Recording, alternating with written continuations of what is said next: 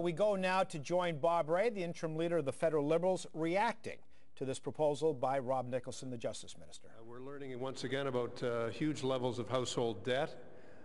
When Italy's debt is being downgraded in Europe, and there continue to be real issues in the American and Canadian economies. 1.4 million Canadians unemployed. The only good news statistic that we've seen in the last while is that the crime rate is actually going down.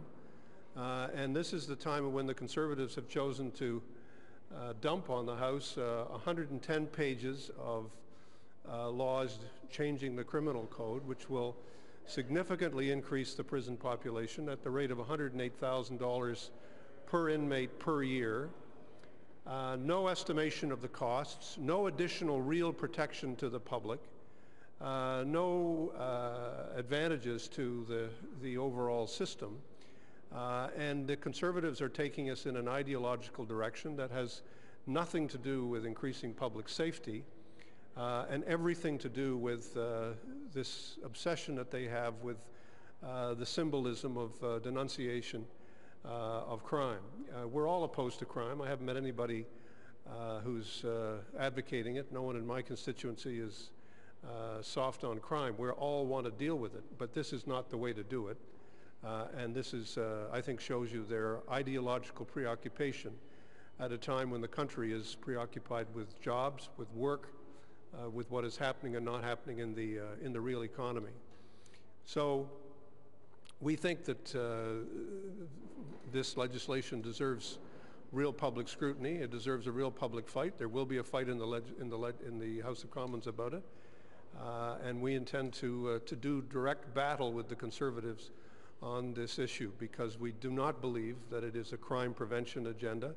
We don't believe it is an increased public safety agenda, and we don't think it will withstand public scrutiny. We have still no estimate of the costs from the government, and I'm convinced that once the provincial elections are over, the provinces will have a great deal to say about what the impact of this measure is going to be on their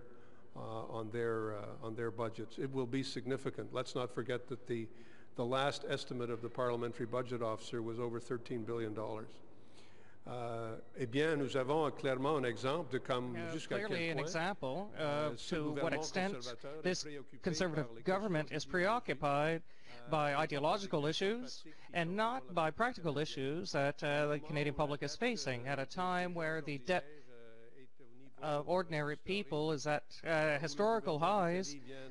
The Italian government has just seen its debt tripled, a situation that continues to be troubling in the Americas and in Europe, where people, frankly, are very concerned with the economy.